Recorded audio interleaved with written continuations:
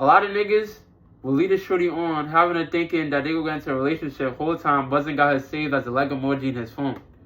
Vice versa, a lot of shorties will lead a nigga on, having him thinking that he about to get some of the box. Whole time, she got him saved as food in her contacts.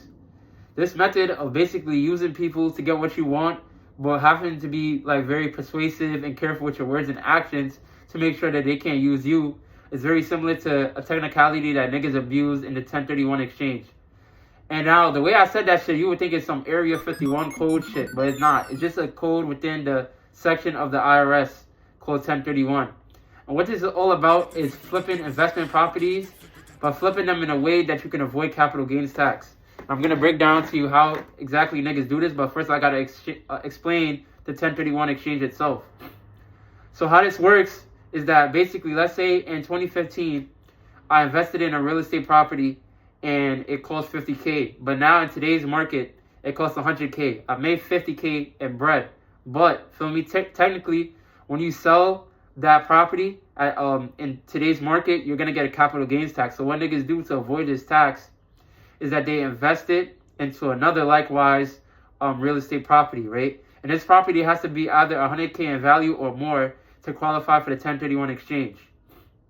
And you can't really handle the money yourself. You need an intermediary. So basically, some nigga that's going to hold the money and do the transaction for you, because if you sell it and then you take the cash, then you technically you gain the capital, right? So somebody else has to handle that for you.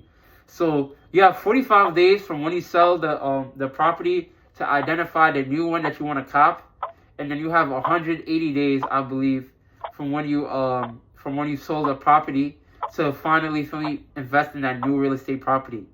And basically, if you follow those rules, you won't have any capital gains tax to deal with.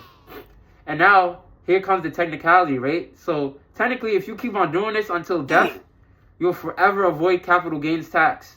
And, when you pass down to, your family or some shit, a step-up basis is going to happen, which is basically, no capital gains tax, right? But, other taxes, like maybe estate tax and shit will still be applied. And how niggas avoid this kind of capital gains tax forever and even kind of use it to get their own cribs is that they'll buy, retirement or vacation homes, and they'll rent it out for a year or longer, so it looks as though it's a real estate investment property.